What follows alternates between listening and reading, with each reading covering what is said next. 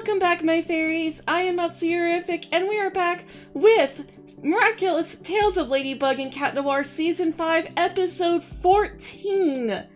I'm going to be straight up with you guys. I already recorded my entire review of this episode, intro and everything, and, there was, an audio issue. There was no audio, so now I'm having to record everything all over again. If you're new to this channel, first of all, welcome. The way that we normally do things is I'll talk about what we already know about the episode first, and then I'll go watch the episode and then tell you guys my thoughts, while also playing some video of me drawing on the side there. But unfortunately, because of what happened, it's gonna be a little bit different today, so I'm just going to go straight in and talk about the episode. And I apologize for hitting my mic just now. Also the drawing is to avoid copyright, so yes, thank you for your understanding with that. We knew going into this episode that they were going to go to the pool, that Kim and Nadine were going to be there, and that Marinette was going to almost get akumatized again, but then that Kim was going to get akumatized into what looked like a recolored Dark Cupid, who does turn out to be called Dark Humor. So, the episode starts off with Marinette and Adrien talking on the phone. We did previously get a spoiler text from, I think, Gloob, that Adrien was going to be asking Marinette out on a date. That was from before we even got the reverse love square. So I think this is actually that scene that they were spoiling, where Adrien asks out Marinette, and they go out to the pool for a date, but Kim and Nadine are also there. And after Adrien asks Marinette out on a date, she starts having really bad anxiety attacks, just full on. Her hands are shaking. She is being way more clumsy than she normally is. She's sitting there eating her breakfast, but she can't eat because her stomach is completely in knots from this trauma that she's experienced. And her mom even notices, like, "Are you okay, Marinette?" It's like, "Oh, I'm sure you're just nervous about going out with Adrien. This is your first real date. Don't worry, you'll be fine." But we keep seeing her flashing back to what looks like a locker, which we find out later is her school locker. She gets to the pool, and she, has this really sweet moment with Adrien. She's very nervous, but she does manage to take his hand, and they walk into the pool together. But then as they're checking at the pool, she suddenly jerks her hand away from Adrien, which has him concerned. It's like, "Are you okay?" It's like, "Oh, no, yeah, I'm fine." But then as she goes to get changed into her swimsuit, she has a full-on breakdown. She collapses to the floor. She is breathing heavily. She is having a full-blown anxiety attack. And as someone who suffers from anxiety myself, I really felt this. They haven't told us yet at this point what exactly was causing her anxiety. When you find out later on what it is, you fully understand why she's having this anxiety. This is very triggering for her because of everything you find out later on. Adrien tries to comfort her from outside the door, and she's like, "No, I'm okay, I'll be down in a minute." But as soon as she gets down to the pool and Adrien invites her into the pool, she just completely freaks out and accuses Adrien of only pretending to be nice to her so that he can hurt her, and that she's not going to let him hurt her, which very much confuses Adrien. And then Nadine is also concerned about Marinette, but then Kim comes along and is like, "Oh, you must have pulled some really awesome prank on her." Yeah, that's just how she gets. And then he proceeds to tell them about this prank that he pulled on Marinette. Meanwhile, Marinette goes back to the changing room, and this is the moment where she almost gets akumatized. And while she's trying to calm herself down, she thinks back to why it is that she is having this severe anxiety. And so she flashes back to the previous year, and we get to see her design is somewhat similar, but also somewhat different from her current design. instead of her usual pigtails, she's got her hair up in a bun, like she did when she was in the waitress outfit at the Ladybug and Cat Noir movie. But her jacket and top are the same, but her jeans are different. Her jeans, instead of being pink, they're blue, and they're also a bit longer. But other than that, like, those are the two main differences in her outfit. We also see more of Socline, and we see Socline actually protecting her from Chloe, who's trying to bully her. But then we cut to Marinette in the locker room, and we finally see what this locker flashback has been this whole time. And she opens up the locker, and there's just roaches in the locker, which then, evokes to me, it's the same thing that happened to Zoe when she was in New York. People were putting roaches in her locker, and she just couldn't take it. So after Marinette gets freaked out by the roaches, she's a bucket of water falls, and she slips on the water and gets all wet. Then she opens the door to find Mr. Damocles there, saying, "Oh, we got this anonymous tip from someone named Chloe that you were going to be fiddle-farting around in the locker room, and I see that's exactly what's happening, so I'm going to take you to the principal's office and you're getting detention." Which then makes her late to class, and then Miss Mandalea lays into her for being late to class again. And then Chloe gets off another prank on Marinette, leaving a tube of paint on her chair, which completely ruins her jeans, which is why we never see these jeans again. They're completely ruined. And then Marinette, she hears Chloe laughing at her and is like, "I know you did this, Chloe," which then gets Miss Mandalea upset. Is like, "How dare you accuse Chloe without any proof? Go to the principal's office." And she gets even more detention than what she had before. Rose and Julica do react to this, and they're like glaring at Chloe, but Chloe then, puts them down and shuts down any attempt they might have had to try and stand up for Marinette, because they're all afraid of Chloe. Remember, this is before Alia joined their class and before Ladybug and Cat Noir appeared. So, and if you recall, at the very beginning of the Origin special, Marinette was terrified of the idea of Chloe being in her class again, and no one was standing up for Marinette when Chloe was picking on her. And this just gives us more towards that. It's like, yeah, this is just how the situation was back then. And so Clean could only do so much because she was in a grade above them. She wasn't in the same grade as them. And they're all 13-year-old kids, too. They're 13 at this point, not 14. So they're a year younger as well. But, they're like, well, at least she doesn't come into the lunchroom with us, which then Chloe overhears, and then she shoos off Rose and Julica, and Milan as well, and is like, well, you're not gonna get any rest, because now I'm gonna be in the cafeteria too, harassing you. Which upsets Marinette even more. After that, we get Marinette and So Clean talking about how Marinette actually has a crush on Kim, which we actually see earlier on as well, because Kim was like, "Hey, I could lend you my swim trunks," and Marinette's like, I don't think that's really appropriate, but thanks anyways. And she's actually blushing, so it's like, Marinette actually used to have a crush on Kim. Which is honestly kind of interesting when you think about it, because that means that Adrien was not her first love. At this point, that's saying that Kim was her first love, and it's like, that's actually kind of sad that Kim was her first love.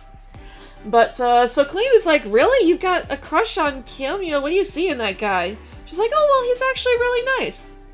It's just like, no, you're confusing stupidity for kindness. It's like, yeah, that's kind of true. But, Marinette is adamant that she has a crush on Kim, and that she wants to confess to him at the pool. So she invites Kim to the pool, and he agrees to go with her.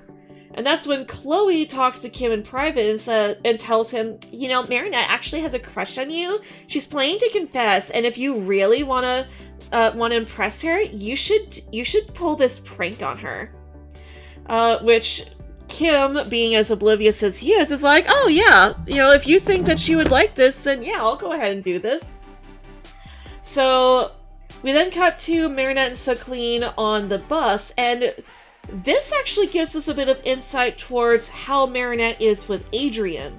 Marinette is going into this confession without any plan whatsoever, and Suckleen is even asking her, what's your plan for confessing to Kim? And Marinette is like, well, I don't really need a plan. I don't have to control every single moment of every little bit of my life, which is very contrasting to how she is now. Which just leads into more of, is something going to happen here that's going to lead into this trauma that's going to affect how she is with Adrien? So she gets to the pool and she tells Kim that she has a crush on him while they're on the diving board. And that's when Kim is like, I kind of like you too. And then he kneels down with this jewelry box, like he's about to give her this promise ring. It's like, you're 13, but also, they're 13. And he opens it up, and there's spiders inside. Well, no, he gives it to her, and she opens it up, and there's spiders inside. There's no jewelry, which obviously freaks out Marinette, and she falls off the diving board and into the water. And it's like, she could have really hurt herself right there. That is not a prank. That is straight up bullying and harassment. Like, that is extreme bullying. They set her up to get really hurt. She could have died if she had landed in just the right way. Or, at the very least, gotten permanent damage. And some people might say that I'm exaggerating, but my dad actually has permanent damage from diving into a pool when he was a teenager. He was in the swimming club and he dove into this pool and he dove in just the wrong way that he actually landed on the bottom of the pool and permanently injured his back. To this day, it's still an issue for him. If that had happened to Marinette, that could have caused... If Marinette had landed in the pool the way that my dad did, that could have caused permanent damage. And Kim would have been liable for that.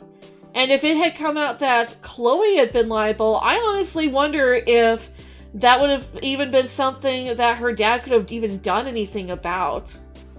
Which honestly now kind of has me wondering about what if Marinette had gotten hurt at the pool that day. But I need to finish the current What If series first. But anyways, so the lifeguard goes to check on Marinette and sees that Chloe and Sabrina are filming and laughing at Marinette, so he kicks them out of the pool without hesitation. But Chloe and Sabrina, they don't even care that they're getting kicked out of the pool. They're still laughing at Marinette. And so Suckleen, who was worried about Marinette and is coming back to the pool to check on her, sees them laughing about this video, and she kicks the phone out of Chloe's hand and smashes it. And then she goes to check on Marinette, who is in tears. She is just completely traumatized from this whole event, which is fully understandable. She went to confess to this guy that she liked, and then she got this ring, and suddenly this moment of bliss turned into a state of absolute fear and panic, which could have led her to getting very hurt. She's extremely lucky she didn't get hurt in this situation. And yeah, this is a really traumatizing moment for a 13-year-old child. And she cries in Suckleen's arms and tells her that, she's never falling in love again. If she ever does start to like a boy, she is going to make absolutely sure that he is not going to hurt her again. She's going to know everything about him. She's going to know his schedule. She's going to know every little bit about who he is. And it's basically saying this is the reason why she is so obsessive about her feelings for Adrien in the first couple of seasons. This is the reason that she turned into a total stalker over time towards Adrien, because this trauma that she experienced as a child has messed with her ability to trust. She's lost her ability to trust. You know, she has feelings for Adrien, and she knows that he's a good guy, but she also thought that Kim was a good guy, and he wound up completely betraying that trust. And she just can't get over that. So then we go back to present day. Marinette manages to break free of the Akuma, and Adrien and Undine are completely they are so mad at Kim right now, because A, what he did to Marinette back then was cruel, very, very cruel, and also B, he's now laughing about it. He doesn't even understand that what he did to Marinette was very serious, and that he hurt her very bad, that he traumatized her in that experience. And Adrien is furious. He is furious that Kim hurt Marinette so much, and also that Chloe hurt her this much. He knew that Chloe was a bully and that she'd been targeting Marinette for so long, but he had no idea the extent to which Chloe's bullying had gone in the past. He hadn't seen the worst of it, and he's now realizing just how awful Chloe is. He's always known she wasn't perfect, but he's now seeing just how toxic she is. And this is his moment of, yeah, this is completely unforgivable. So they're trying to show Kim, you know, how he was wrong, and he's just not seeing it. So he storms off, and Monarch sends the Akuma that he failed to use on Marinette towards Kim, which goes into his goggles, and instead of becoming Dark Cupid, he becomes Dark Humor. His goggles turn into a scope that allows him to target more easily with his arrow, and he gets the power of the monkey so that he can mess with people more so. So when he hits people with their arrows, it forces them to start pulling cruel pranks with absolutely no empathy and no regard for how their pranks are going to affect other people. He hits the lifeguard first, who then goes to drain the pool to see how funny it would be if people dive into the pool and there's no water there. And then he hits Nadine, who then goes to the park and starts smashing kids' boats in the pond. It's like, gosh, that's so cruel. Then Ladybug and Cat Noir appear. And Cat Noir is still furious over what Kim did to Marinette. And his emotions are very high right now, and he almost cataclysms Dark Humor. Ladybug manages to stop him, but before Cat Noir can really process what he almost did and realize, oh yeah, no, she's right, that is going a bit too far, Dark Humor manages to hit him with one of his arrows, so his cataclysm then turns into like all these balls that are projecting out of his hand. Which he then runs around and starts tripping people up with. This next part was actually really funny. Ladybug uses her Lucky Charm, and then the Lucky Charm, before we can even see what it was, gets hit by Dark Humor's arrow and turns into a balloon. Which is like, that was honestly kind of funny. But the funniest part was, so he tries to hit Ladybug again, but he hits the balloon, giving her time to hide behind the Arc de Triomphe. She de-transforms and then re-transforms right away, and then uses her Lucky Charm again to get a toilet. It's like, and then Dark Humor is like, wait, what just happened? The Monarch just has to actually tell him, you just gave her time to de-transform and then re-transform again. Now she has a Lucky Charm.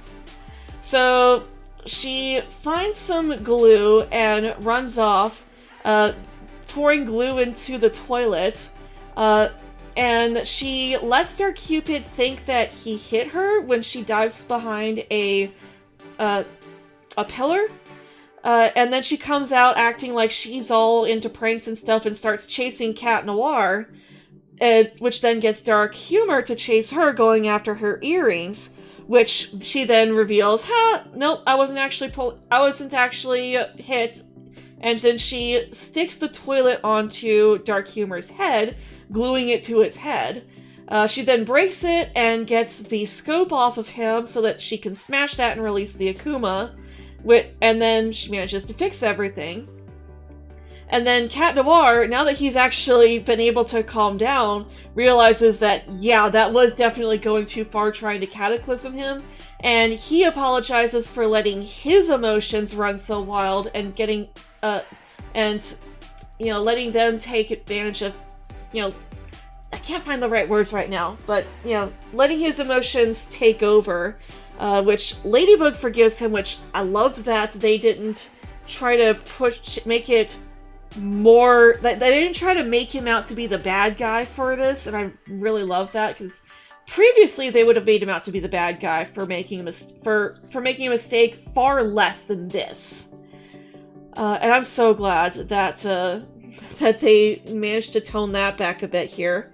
Ladybug then gives him a lucky charm and, gives him a little bit of a speech about, making sure that, he's not, taking people's feelings into account. And then he goes back to the pool, and he still hasn't quite gotten it, but then Nadine and Adrien, let him have it again, and he finally realizes that, okay, maybe I did go a little too far, and he apologizes to Marinette, and she does accept the apology. Then she and Adrien have a conversation outside of the pool, where Marinette confesses to him that that moment traumatized her so much that she's just afraid of having this relationship. She's afraid of getting hurt again. And Adrien, he tries to reassure her that he would never intentionally try to hurt her. And that, he's afraid of losing her. And, they're able to get their feelings out, which also kind of ties in to Adrien's conversation with Luca from the previous episode, where he was talking about, how Marinette kind of keeps some stuff to herself that she doesn't seem comfortable with telling him, and he's worried that that could lead to issues with their relationship. So, they try to hold hands, but Marinette is still not quite ready, but Adrien is still patient, and I think this also is a bit of trauma from his relationship with Ladybug. He's trying to be patient with her, which is patience that he never gave Ladybug. Because he kept constantly pushing and pushing and pushing on Ladybug, and she kept rejecting him, and it did cause a strain on their relationship for a while. And I think that's also caused him a bit of trauma. It's like, I don't want to put the same kind of pressure on Marinette that I did on Ladybug, because that caused me to lose Ladybug, and I don't want to lose Marinette the same way. So, hopefully they'll be able to get past that trauma that they both have together. We do know that later episodes show that Marinette is going to be more comfortable with Adrien, and that they'll actually be able to have normal conversations again. And she is starting to come to terms with the fact that, she did go a little too far with stalking Adrien the way that she did. Thank you for finally acknowledging that. I'm so glad this season is helping to fix Marinette. I don't like using the term fixing a character, but this is fixing a lot of the issues that I had with Marinette's character in the past. Though I do wish that we had gotten this backstory before, maybe in season 2. That way we could see a bit more of Marinette, or even season 3, because season 3 was absolutely the worst when it came to her stalker behavior. So I wish we could have gotten that back then. Just knowing a little bit more about her trauma would have really helped with understanding her actions back then. But, yeah, so we get one more scene after this, which is Adrien confronting Chloe and telling her that she needs to apologize to Marinette. But obviously, Chloe's not going to apologize. She doesn't see why she needs to apologize because she still thinks Marinette is beneath her. And this even ticks off Sabrina. We see Sabrina, trembling and, glaring at Chloe here. It's like she knows that this is wrong. And we know that in a later episode, she's going to refuse to pull another quote-unquote prank on Chloe, where they're or on, not Chloe, on Marinette, where they're accusing Marinette of theft and framing her. And she's starting to realize that Chloe is going too far, that she is a bully. And yeah, that's, I'm really hoping that by the end of the season, Sabrina just fully backs away from Chloe and just stops being her friend anymore. I'm hoping that Chloe will be completely isolated by the end of the season. Her parents are no longer on her side, her best friend is no longer on her side, or getting close to no longer being on her side. Like, the only thing she has is that she can threaten people with her dad, and hopefully her dad puts a stop to that soon. Anyways, I'm gonna go ahead and end this video here for now, because this video is starting to get a little long. So thank you guys for watching. If you enjoyed this video, then be sure to leave a like, comment down below, and subscribe for more videos from me. We do all sorts of fun stuff on this channel, including playing video games, we do art, and I'll sometimes talk about cartoons and anime. So if you enjoy this stuff, then be sure to ring that bell icon to never miss a video. Thank you guys for watching, and as always, I hope you all have a very magical day.